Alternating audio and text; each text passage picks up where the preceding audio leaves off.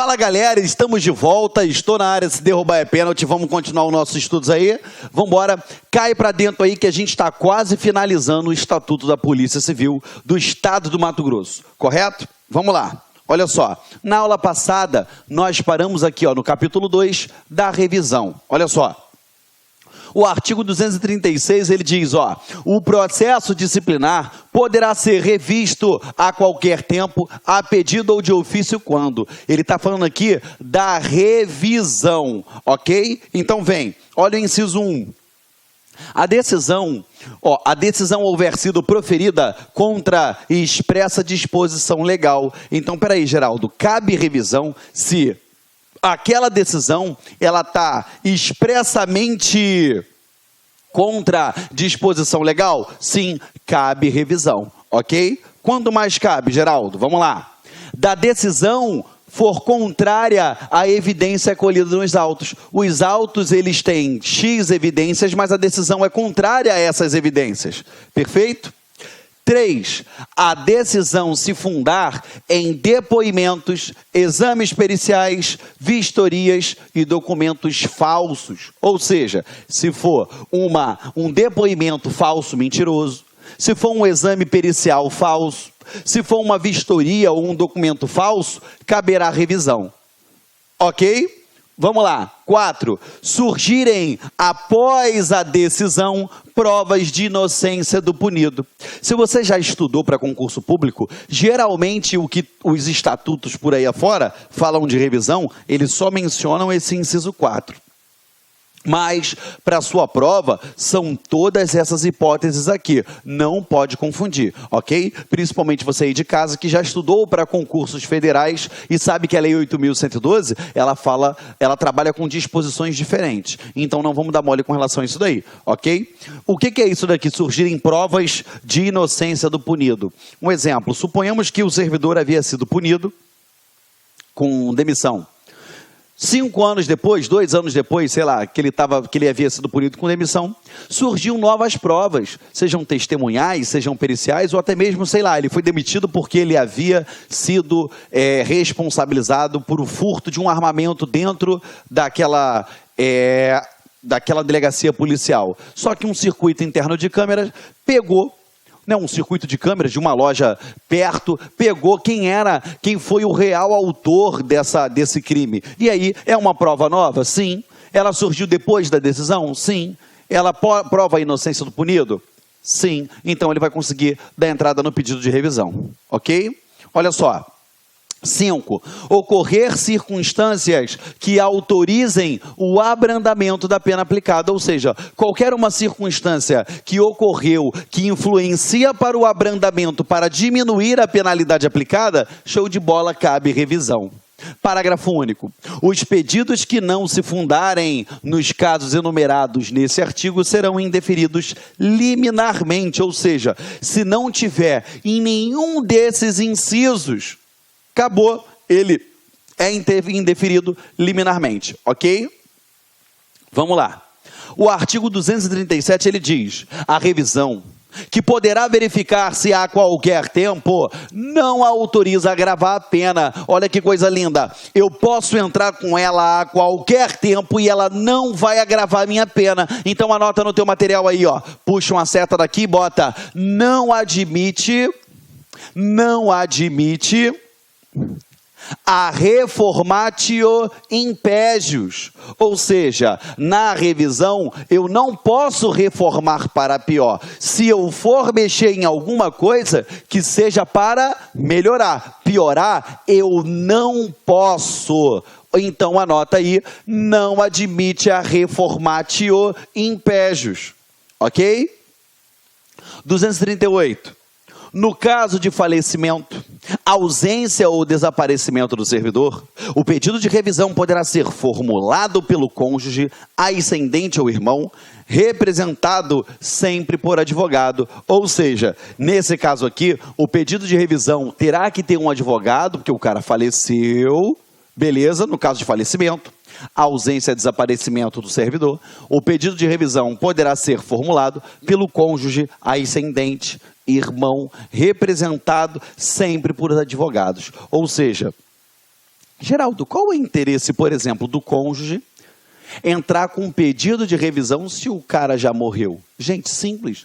Imagina só, se esse servidor que faleceu, ele havia sido demitido. De uma maneira irregular, ou seja, a demissão dele foi ilegal e ele não deveria ser demitido. Um tempo depois, 2 anos depois, a esposa daquele servidor que foi demitido teve acesso a uma prova que foi desconhecida à época da decisão e comprova a inocência dele.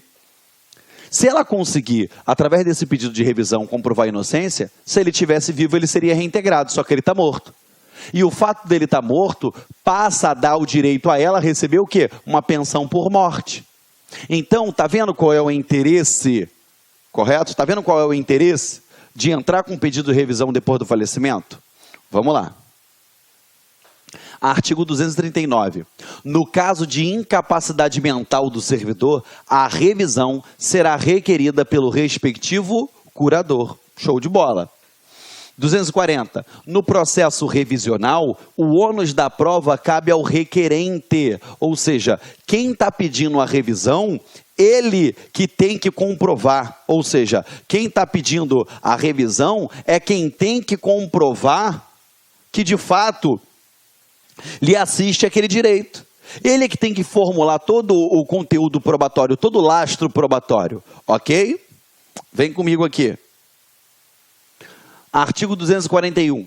O requerimento da revisão de processo será sempre dirigido à autoridade que aplicou a penalidade, observada a via hierárquica, ou a que tiver confirmada em grau de recurso, e que, se autorizar a revisão, encaminhará o pedido à autoridade responsável de onde se originou o processo disciplinar. Ou seja, vamos lá, eu encaminho a autoridade que aplicou a penalidade. Show de bola. Só que essa penalidade, na época, eu tinha entrado com recurso. Então, eu encaminho para a autoridade que apreciou o recurso. Correto? E ele diz aqui, ó, que se autorizar a revisão, ou seja, aquela autoridade autorizou a revisão, ela vai encaminhar o pedido à autoridade responsável de onde originou o processo disciplinar. Ela manda para aquela autoridade lá atrás que havia dado a decisão e eu entrei com recurso. Entendeu, galera? Perfeito? Vamos lá. Parágrafo 1º. Deferida a petição, a autoridade competente providenciará uma comissão composta de 3 membros, delegados de polícia, cujo presidente deverá ser o de classe especial. Ok? Então, ó, deferida a petição, uma vez aceita a petição com o pedido de revisão, a autoridade competente providenciará uma comissão, essa comissão revisora, composta de 3 membros, ou seja, delegados de polícia, cujo presidente deverá ser de classe especial. Na tua prova, sublinha esse finalzinho aqui, ó, o presidente deverá ser de classe especial, que na prova ele tira o cujo presidente e bota em que todos deverão ser de classe especial. E aí você marca e você erra. Isso é uma pegadinha que cai bastante em prova e a gente não vai dar mole disso, ok? Parágrafo 2º.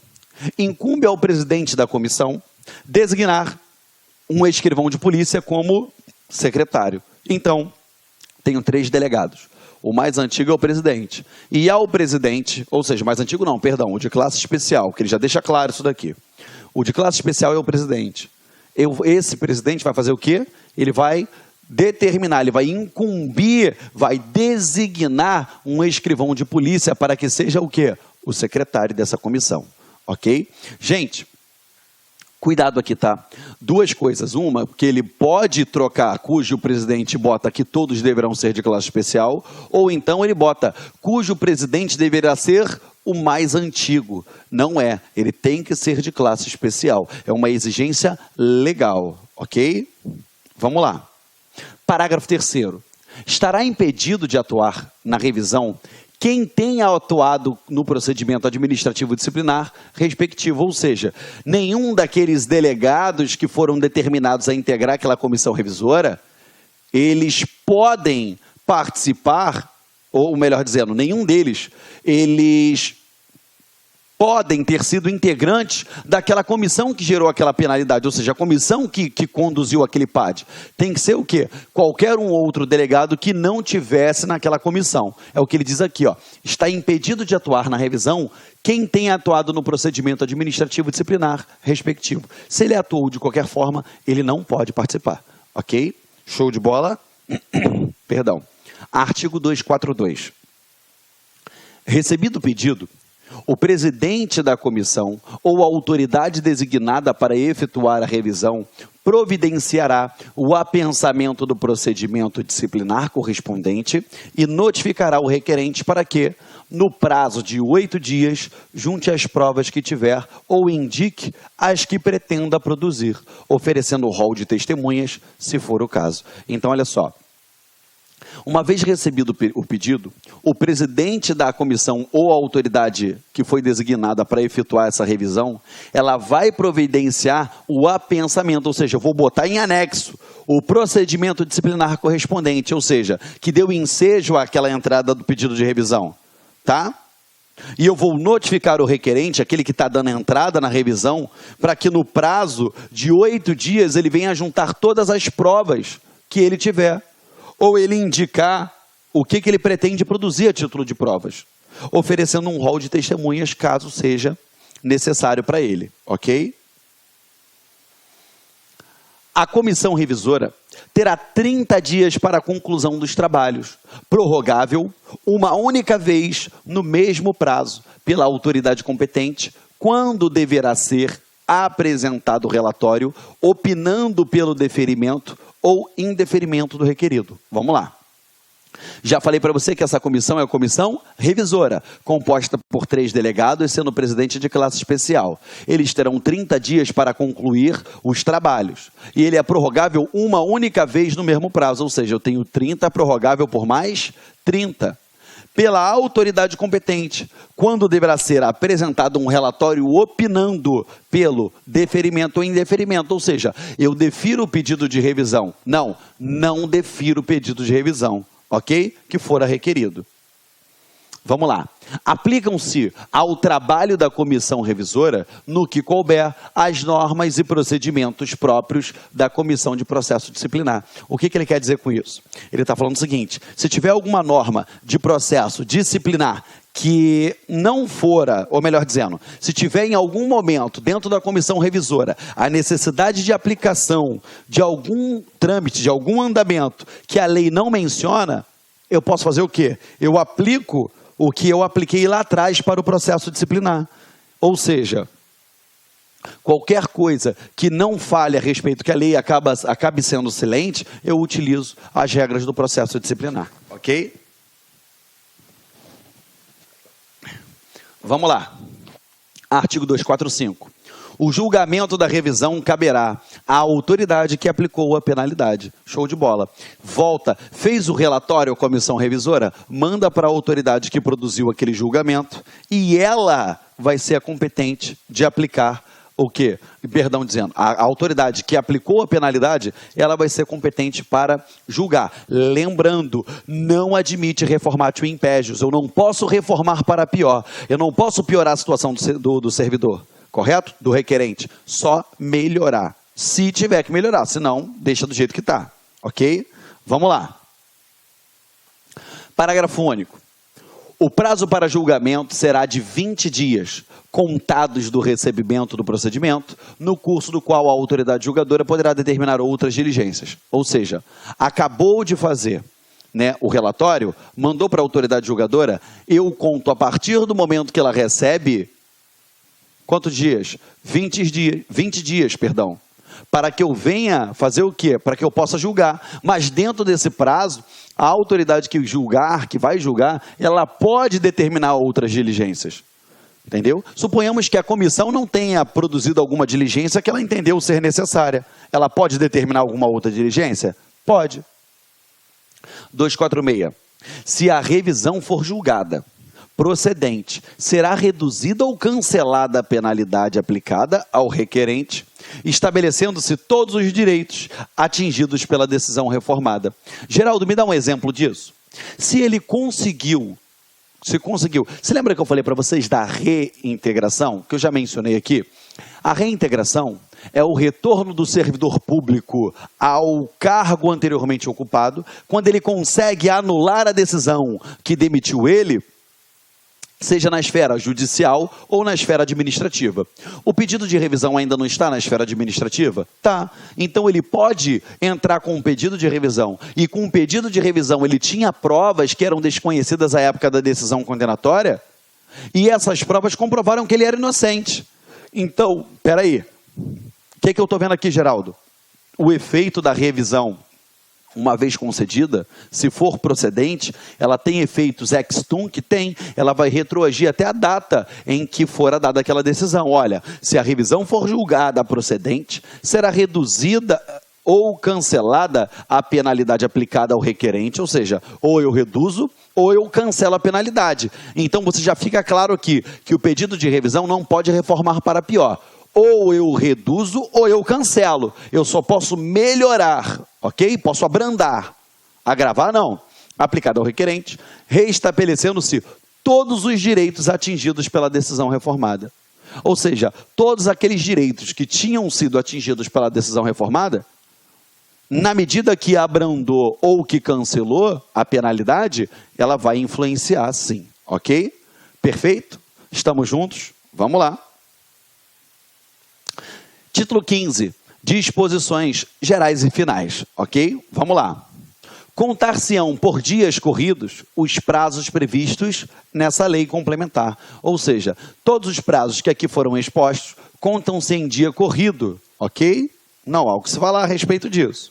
Parágrafo único. Computam-se para os prazos, excluído o dia do começo e incluído o dia do vencimento, prorrogando-se este, ou seja, o do vencimento, quando incidir em sábado, domingo, feriado ou facultativo, ponto facultativo, para o primeiro dia útil seguinte. O que é isso? Você tinha 30 dias e o 30º dia caiu no sábado. Opa, eu vou para o primeiro dia útil subsequente. O primeiro dia útil seguinte. Quando vai ser? Segunda-feira. Entendeu? Vamos lá. O Estado fornecerá aos policiais civis armas, munição, algema, distintivo e carteira funcional necessárias ao exercício da função. Tá? Então, aquele distintivo que você vai usar pendurado aqui, a sua carteira de polícia, a sua arma que vai ficar cautelada no seu nome, a munição que vai ficar cautelada no seu nome, as suas algemas, tudo isso vai ser fornecido pela Polícia Civil. Tá? Ok? Tanto é que quando você for policial civil, um exemplo, né, que aqui a gente entende, né, a arma, a distintivo, a algema, a carteira, mas e a munição? E se gastar, Geraldo? Toda vez que você numa operação policial, entendeu? Ou de uma forma regular, legalmente permitida, você utilizou aquelas munições, eu precisei dar 5 tiros porque eu reagi a um assalto. Ok, você vai pegar, vai fazer uma comunicação interna, é uma CI, que a gente chama, vai fazer uma comunicação interna. O delegado responsável pela unidade onde você trabalha vai carimbar, vai assinar embaixo. Você, de posse daquela comunicação interna, vai até o órgão que trabalha com a parte de armamentos e lá você vai entregar aquela CI e ele vai te dar a quantidade de projéteis que você utilizou. Entendeu? Eu vou falar a quantidade de bala que você usou, entendeu? A quantidade de munição que fora usada por vocês. Entendeu, galera? É assim que funciona, tá bom? Geraldo, passei 1 ano sem usar. Show de bola. Você sabe que munição tem prazo de validade. O que você vai fazer? Você vai pegar e vai levar lá para trocar. Entendeu? Leva as antigas e troca por munição nova, tá bom? Parágrafo único.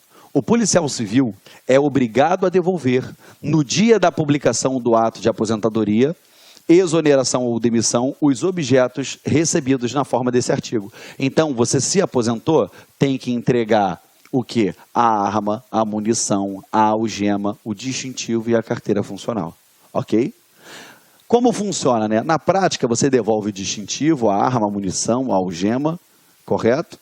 E a sua carteira funcional, eles te entregam uma outra, que ainda você continua com a carteira funcional, entendeu? Isso daí tudo depende do Estado, tá?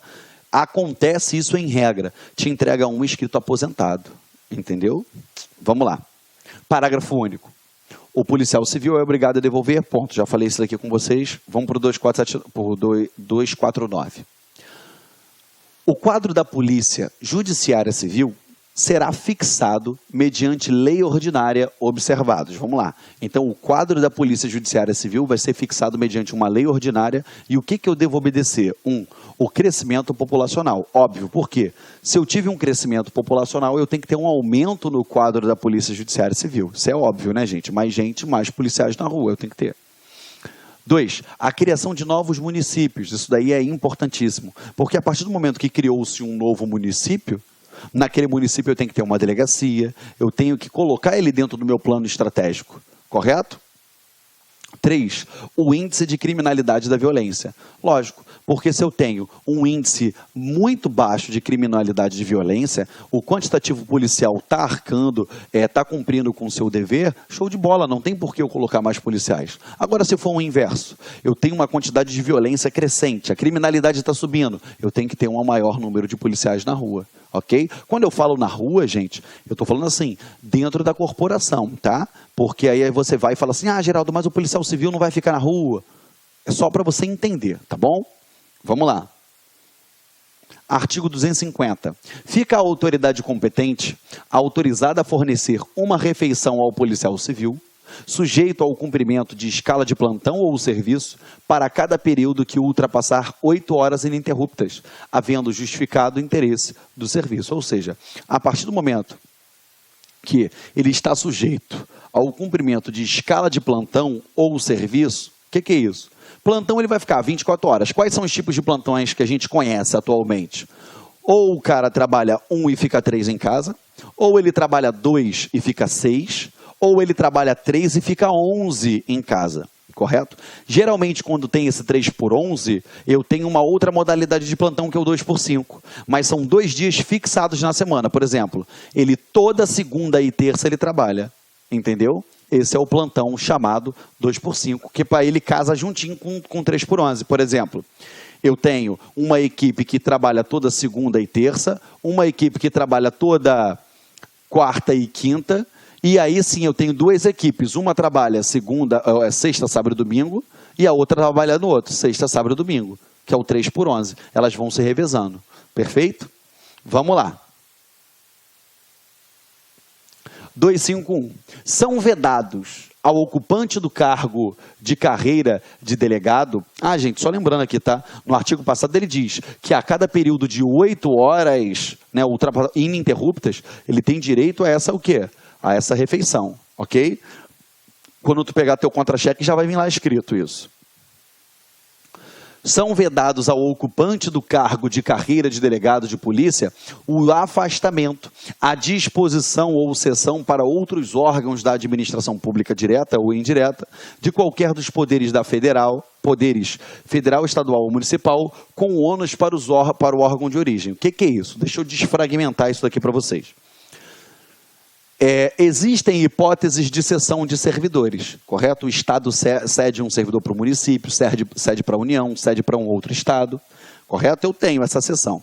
Aqui ele está dizendo que é vedado o ocupante do cargo da carreira de delegado. Ela não pode ceder delegado de polícia cujo afastamento, ou seja, a disposição ou cessão, para outros órgãos da administração pública, direta ou indireta, correto? Seja estadual, federal ou municipal, com ônus para ela, porque ela é o órgão de origem, correto? Então você vê que a vedação só está em cima do delegado. Ela pode ceder uma outra carreira dentro da polícia que não seja delegado com ônus para ela? Pode. O que é vedado é ceder o quê? O delegado. Perfeito? Tranquilo, gente? Sim ou não? Show de bola? Tem que ficar atento para isso daí. Quando eu falo ônus ao órgão de origem, é para quem? É para a própria Polícia Civil Judiciária do Mato Grosso, ok? Vamos lá. Continuando aqui com vocês. Aplicam-se subsidiariamente aos policiais civis, nos casos omissos, as disposições do Estatuto dos Servidores Públicos do Estado do Mato Grosso. Como assim, Geraldo? Você tem que entender o seguinte... se tiver alguma omissão aqui dentro do Estatuto da Polícia Civil, eu vou complementar com o que diz o Estatuto do Servidor Público do Mato Grosso, ok? Porque pode ser que em algum momento tenha alguma omissão e eu me utilizo do que está escrito lá no Estatuto do Mato Grosso para suprir tal omissão, perfeito? Vamos lá. Para efeito desta lei complementar, considera-se policial civil o delegado de polícia, o investigador de polícia e o escrivão de polícia. Esses daqui são considerados policiais civis, ok? Vamos lá. As designações, isso aqui é o mesmo artigo, tá bom? Que acabei colocando em duplicata. As designações para funções especializadas nos termos dessa lei complementar deverão recair preferencialmente aos policiais civis. Então, em regra, as designações para funções especializadas que recaiam sobre policiais civis, correto? Só na falta de policial civil com aquela qualificação necessária e exigida, aí realmente não recai sobre ele, ok? Vamos lá. Ficam criados na estrutura organizacional da Polícia Judiciária Civil os seguintes cargos comissionados. Um cargo de diretor-geral da Polícia Judiciária Civil adjunto, um cargo de corregedor-geral adjunto,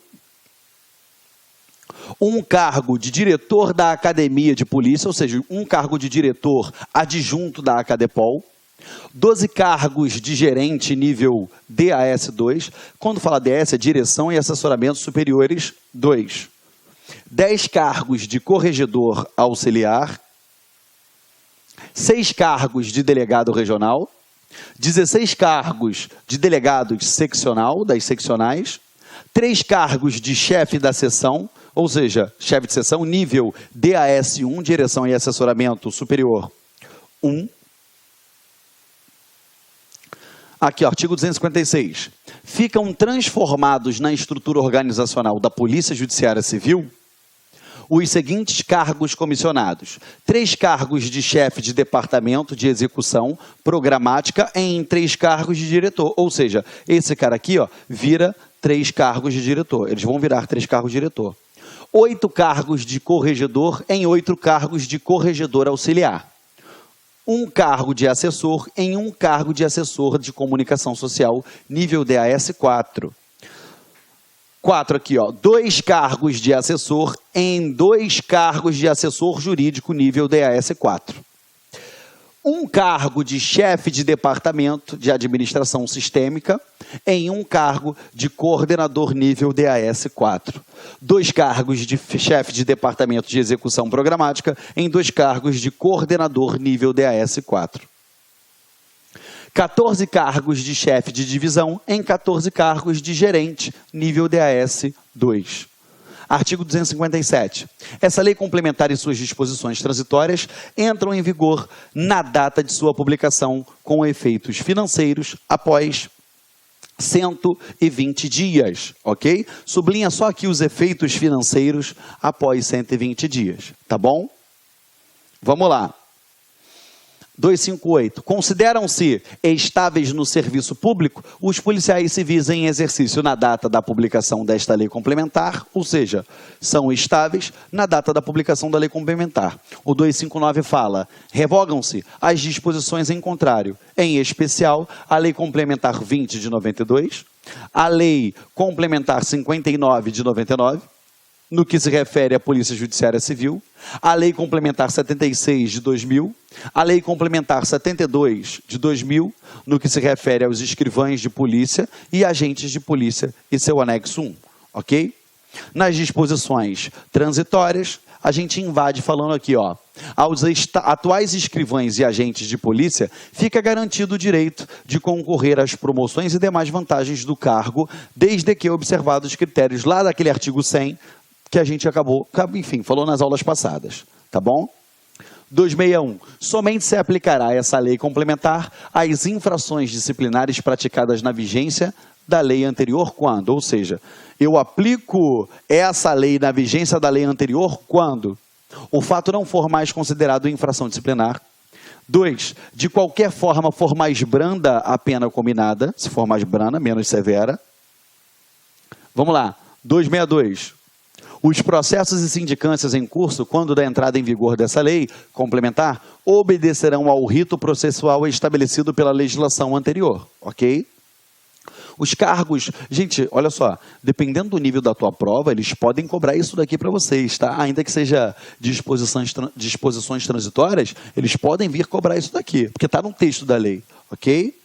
Os cargos comissionados das unidades sistêmicas, não privativos de servidores de carreira da Polícia Judiciária Civil, serão providos preferencialmente por servidores da carreira profissional de desenvolvimento econômico e social, à medida que forem efetivados no quadro da Polícia Judiciária Civil, atendidos os requisitos estabelecidos nessa lei complementar. Tá? Os agentes de polícia investidos no cargo antes da vigência da Lei Complementar 20 de 92 serão enquadrados na classe em que se encontravam no dia 15 de novembro de 2000, com efeitos financeiros a partir do dia 1º de abril de 2004, ok? Ele fala desses efeitos financeiros, é que ele pode ter recebido algum tipo de aumento, tá? A mesma coisa acontece com os escrivães, ok? Ele fala aqui, ó, mesma coisa, que eles investidos no cargo antes da vigência dessa lei, que é a Lei 20, Lei Complementar 20 de 92, serão enquadrados na classe em que se encontravam no dia 15 de novembro de 2000, com efeitos financeiros a partir do dia 1º de abril de 2004. Foi? Os agentes de polícia e os escrivães de polícia investidos no cargo antes da vigência dessa lei serão enquadrados, respectivamente, nos cargos de investigador de polícia e escrivão de polícia, observados os artigos 264 e 265, aquele que a gente acabou de falar agora dos efeitos patrimoniais, tá bom? Então, ó, se era agente de polícias e escrivães de polícia, agora é o quê? Investigador de polícia e escrivão de polícia, que ele está falando aí. O servidor nomeado para o cargo de escrivão da polícia, em virtude de aprovação em concurso público, será enquadrado no nível inicial. Parágrafo único. Para efeito de enquadramento de nível dos atuais escrivães de polícia, será levado em conta apenas o tempo de serviço público prestado à Polícia Judiciária Civil do Estado do Mato Grosso, nos termos do anexo 1 dessa lei complementar. Ok? Vamos lá. O servidor que se encontrar afastado, cedido ou licenciado, né, ou em licença não remunerada, legalmente autorizada, somente será enquadrado quando oficialmente retornar ao efetivo exercício do cargo na Secretaria de Estado de Justiça e Segurança Pública, ok? Se ele estava cedido para algum outro órgão, se ele estava, por exemplo, uma licença para trato de interesses particulares, por algum outro motivo, só quando ele retornar que eu iria de fato aplicar essa lei, tá bom?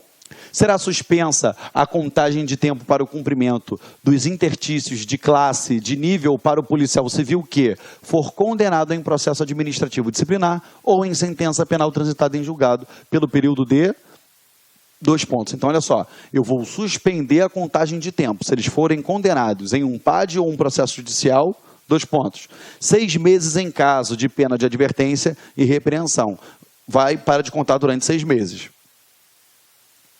1 ano em caso de pena de multa ou suspensão até 30 dias. 2 anos em caso de pena de suspensão superior a 30 dias e em condenação penal. Tá?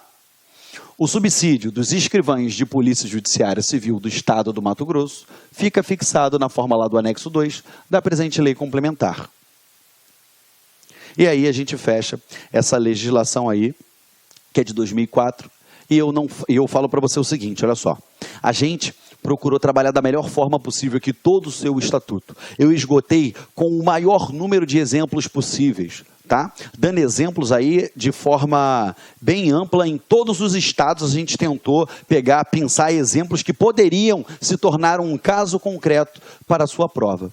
Beleza? Eu encerro aqui mais esse bloco. Eu agradeço a sua presença aí até o final. Eu sei que eu ultrapassei aí o prazo de 30 minutinhos da sua aula, mas foi justamente para poder a gente concluir todo o nosso trabalho aqui, para poder não ficar mais sedimentado, mais quebrado em uma outra aula, ok? Agradeço. Quiser entrar em contato comigo lá, ó, Professor Geraldo Neto, só joga lá, Professor Geraldo Neto no Facebook, ou joga no Google, ou então Geraldo Neto no Facebook, @Prof. Geraldo Neto no Instagram, aonde você quiser me encontrar, eu tenho certeza que você vai me achar. E o que eu te peço? Qualifica essa aula, vê se a aula está boa, se está ruim, está legal, não está legal, por quê? É com a sua avaliação que a gente procura melhorar. Ok? Muito obrigado por você ter permanecido aí até o final. E olha, eu tenho certeza que aí do outro lado da telinha, eu estou lidando com futuros policiais civis do Estado do Mato Grosso. Muito obrigado pela sua atenção e, se Deus quiser, até a próxima oportunidade de trabalharmos juntos. Galera, tchau, tchau. E ó, força, hein? Boa prova para você. Eu acredito em você. Tchau, tchau.